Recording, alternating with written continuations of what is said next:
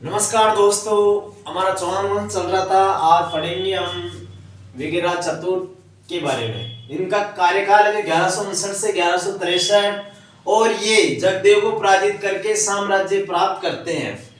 और अन्नराज के 3 पुत्र थे। एक तो था जगदेव, दूसरे विग्रह चतुर, एक सोमेश्वर। जो जगदेव को पराजित करके ये विग्रह चतुर बनते हैं और चौहानों का स्वर्ण काल कहा जाता है। किस काल को स्वर्ण काल कहा जाता है? तो विग्रह चतुर के काल को स्वर्ण काल कहा जाता है। और उपाधि है इनकी विष्णुदेव कवि बांधव। और कवि बांधव जो एक किताब है पृथ्वीराज विजय जो जय ने की है, उसके अंदर मिलता है इसका कवि बांधव कटिबंधु। और विद्वानों का आश्रयदाता कहा जाता है इनको। और हरिकेली नाटक की रचना जो संस्कृत में उल्लेख है, हरिकेली नाटक की देखोगे, एक तो अजमेर की जो संस्कृत पाठशाला है वहां पर इसकी पंक्तियां लिखी हुई है। और एक इंग्लैंड के अंदर ब्रिस्टल नामक एक स्थान है जहां पे राजा राम मोहन राय की समाधि है, वहां पर भी हरिकेली नाटक की पंक्ति लिखी हुई है। मतलब कि 2 जगह लिखी हुई है। एक अजमेर की संस्कृत जो पाठशाला है वहां पे, और यही इसको तोड़ के कुतुबुद्दीन ऐबक ने यहाँ पे जो पहले 2.5 दिन का झोपड़ा बनाया था, वो राजस्थान की पहली मस्जिद कहलाती है।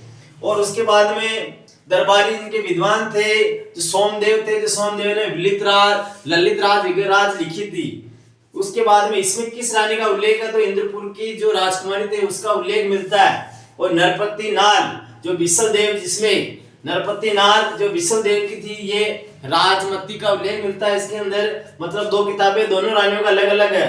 अगर ललित विग्रहराज में पूछे तो इंद्रपुर की रानी हो जाएगी और विशलदेव के अंदर राजमती हो जाएगी।